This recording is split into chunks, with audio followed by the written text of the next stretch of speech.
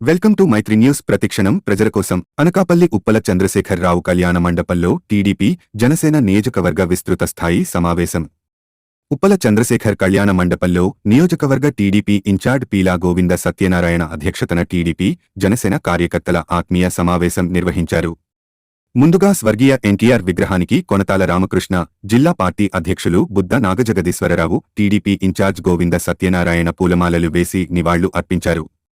పీలా గోవింద సత్యనారాయణ మాట్లాడుతూ నియోజకవర్గంలో వైసీపీ అరాచక పాలనపై తెలుగుదేశం నాయకులను ఇబ్బందులకు గురిచేశారని, ఎన్నో తప్పుడు కేసులు పెట్టారని ప్రతిదీ క్షుణ్ణంగా కొనతాల రామకృష్ణకి వివరించారు. ఈ సందర్భంగా కొనతాల రామకృష్ణ మాట్లాడుతూ తాను ఈ ఎన్నికల్లో పార్టీకి పనిచేస్తానని పవన్ కళ్యాణ్కు చెప్పి పార్టీ సభ్యత్వం తీసుకున్నానన్నారు. పార్టీ నిర్ణయం మేరకు తాను ఎమ్మెల్యేగా పోటీ చేయాల్సి వచ్చిందన్నారు. తనకు పూర్తి సహకారాలను టీడీపీ నాయకులు, కార్యకర్తలు అందించి వచ్చే ఎన్నికల్లో తన గెలుపుకు కృషి చేయాలని కోరారు. తాను జనసేన పార్టీ నుంచి ఎమ్మెల్యేగా గెలిచినప్పటికీ టీడీపీ పార్టీ నిర్ణయాల మేరకు తాను నడుచుకుంటానని, దీనిలో ఎటువంటి సందేహం లేదన్నారు. గ్రామస్థాయి నుంచి కూడా పటిష్టంగా ఉన్న పార్టీ టీడీపీ అన్నారు.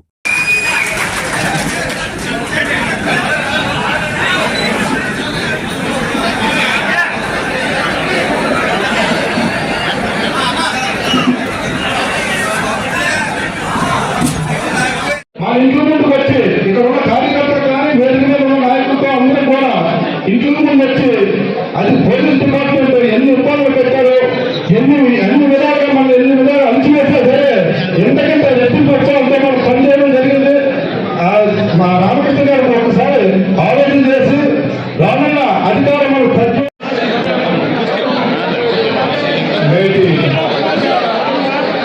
తెలుగుదేశం పార్టీ అనకాపల్లి నియోజకవర్గ సమావేశానికి అధ్యక్షత వహించిన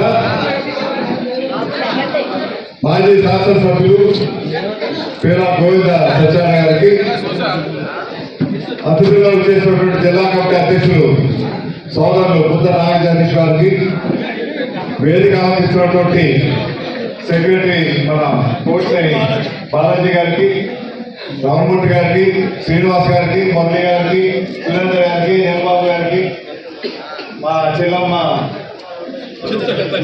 చంద్రయ్య గారికి, జోగిరాయుడు, మన పోలారు మాధవ, డాక్టర్ నారాయణ గారికి, అదేవిధంగా ఈరోజు జన్మదినం చేసుకున్నటువంటి సోదరు గణేష్ గారికి, వేదిక అందించినటువంటి ప్రజలకు, బాబీ గారికి, తర్వాత మన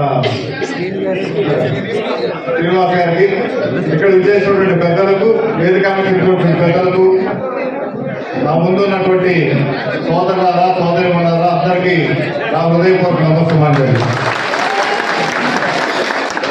ఇప్పటికే చాలా కాలాతీతం అయింది.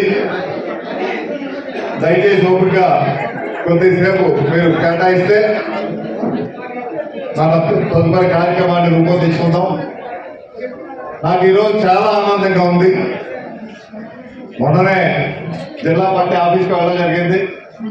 ఆ రోజు కూడా చెప్పాను, అక్కడ స్వర్గీయ నటరత్న రామారావు గారు ఫోటోలు అన్నీ ఉన్నాయి, పాత ఫోటోలు ఆయన నటించినటువంటివి.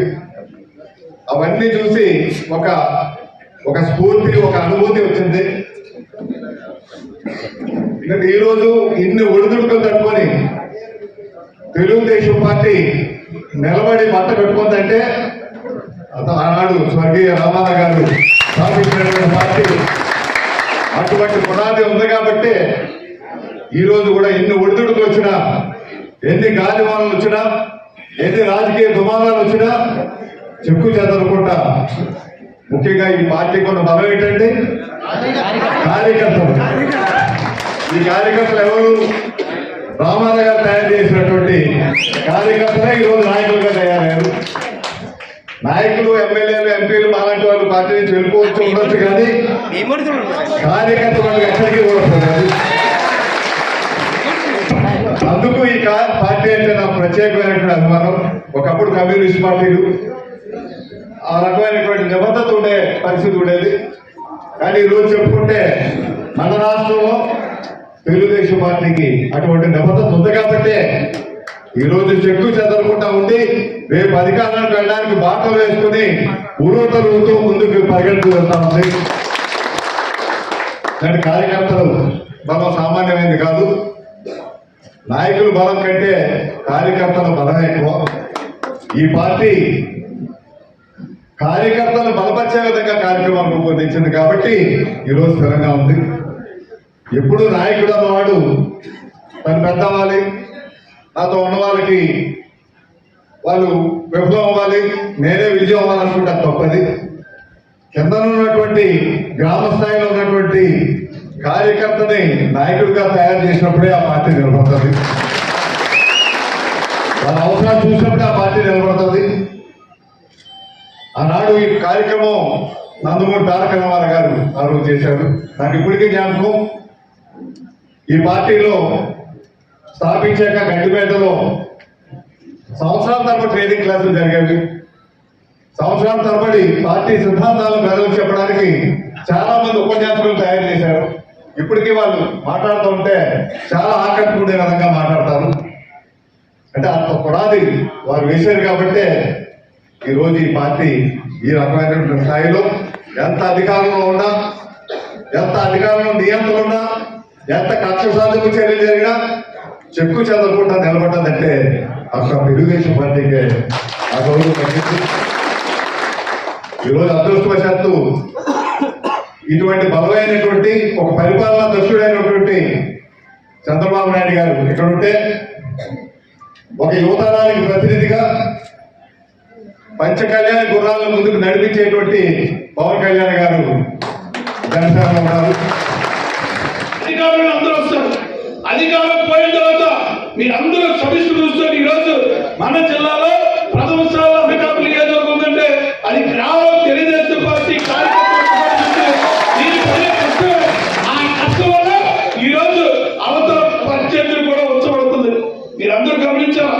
ప్రతిరోజు కూడా షెడ్యూల్ ఫిక్స్ చేసుకోవడం, నేను రామకృష్ణ తిరుగుతాం. మీరే అనుమాన పడలేదు. అయినా నేను మీరు కాదు, మన అందరూ ఒకటి. ఎవరు మన గోలు? చంద్రబాబు మనందరూ గోలు చంద్రబాబు ముఖ్యమంత్రి అవ్వాలి. త్యాగం చేయాలి వచ్చినప్పుడు. అలాగే మన అధినాయుడు కూడా గుర్తిస్తారు. నా జీవితంలో జరిగిన సంఘటన కూడా మీకు తెలియాలి. 2009లో నాకు ఎంపీ అభ్యర్థిగా బీఫాల్ ఇచ్చారు. నేను విద్యుత్ వచ్చి మనసు మార్నింగ్ 11 నామినేషన్ ప్రిపేర్ అయితే సాయంత్రం 5 గంటలకు మళ్ళీ ఫోన్ చేశాను. మా ఫాదర్ బతికే ఉన్నాను. ఒకటే చెప్పాడు, బాలకృష్ణ గోవింద్ గారు చెప్పండి, ఈక్వేషన్స్ లో ఒక పేపర్ సూర్య పేపర్ వచ్చాడు. ఇక్కడ వల్ల మీరు అర్థం చేసుకుంటే రేపు గోవింద్ భవిష్యత్తు దాంట్లో ఆయన కూడా చెప్పాడు. సార్ మా పార్టీ ముఖ్యం, మా భవిష్యత్తు ఎప్పుడో పార్టీ ముఖ్యమని ఆ రోజు 2009లో బీఫాల్ కూడా మళ్ళీ 5 రోజులు పంపించి ఎక్కడ ప్రశ్న కూడా మాట్లాడలేదు. అది మళ్ళా గుర్తించారు చంద్రబాబు 2016లో. అయినా కబురు పంపించి ఎక్కడ పంపించారు? మీ కుటుంబంలో సభ్యుడిగా చేర్చారు చంద్రబాబు. మీ అందరూ సమిష్టి చూస్తుంటే ఆ రోజు నేను ఎవరిలో తెలియదు, నా వ్యక్తిత్వం తెలియదు. రావడం చంద్రబాబు నాయుడు గారు మొక్కమే. ఆయన మొక్కను చూసి మీరు అందరూ కూడా 23,000 మెజార్టీ అనకాపల్లి ఆ రోజు సులభంగా వచ్చింది.